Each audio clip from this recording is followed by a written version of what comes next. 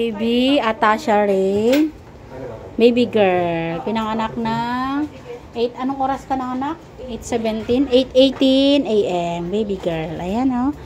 Naibigay na yung initial vaccine kay baby mo, ha?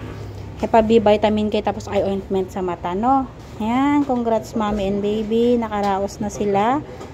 Ayan. Initial vaccine ay naibigay na po kay baby nyo, no? Stay kayo dito ni baby within 24 hours, ha? Ayan. Opo. Sa ano na po yun? After 7 days na po follow-up check-up nyo ni baby, no? Ayan si mami. Ay, mami. Kumusta? Okay lang? Pagod na pagod si ma'am. Ayan. Pero at least nakaraos na, no? Wala nang masakit. Congrats, ma'am. Magsasabi ka kung may mga nararamdaman ka, ha? Nahihilo, nasusuka, masakit batok, bulwak, dugo mo. Blurred na paningin, sinisikmura, ha? Lahat yun sasabihin mo, ma'am, ha? Kasi kailangan na obserbahan yung sarili mo, no? Congrats! Thank you din.